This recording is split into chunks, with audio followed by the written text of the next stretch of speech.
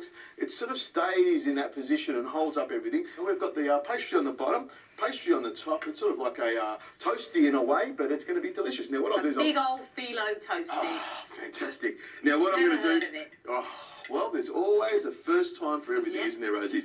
Normally I would let this cool down, but we're in a hurry. We want to eat this. It smells fantastic, and I know it's going to taste delicious. I'll get you to spoon it on like that, Rosie. Spread it out. Don't go too far out of there. And while you're doing that, I'm going to grab some more of this pastry and drizzle it on. Now, the trick is, if you're using a paintbrush like this, buy a new brush. Don't use one that you pulled out of the garden shed that has turpentine or bits of paint all over it.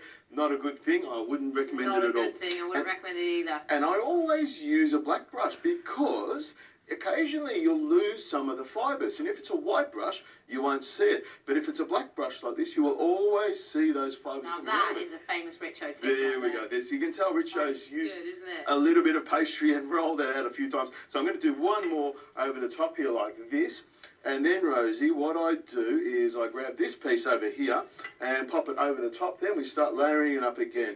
What I'll do, one more over the top like this, and then what I do, Rosie, is just fold it up like this around the sides, so we get it nice and round in the middle.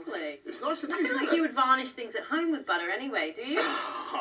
Butter it's and just me. an all-rounder. Butter and me, Rosie, are real good friends. I can tell you that right now. Now, this is the last one, and I've used the entire packet. And now I'm going to pretend that I'm tucking one of my little boys in, just underneath there like that. And this will sort of close it all off and make it look nice and pretty. Snuggle them in there, and I'll make sure the toes are tucked in as well, because you don't want anything getting out from underneath those toes. Grab those sesame seeds, and what I'm going to do is sprinkle some of these over the top, just to make it look nice and pretty. There we go. Now, what I'm going to do is pop this into the oven, 180 degrees. I'll know when this is cooked because it'll be all golden brown all over the outside and be nice and crispy.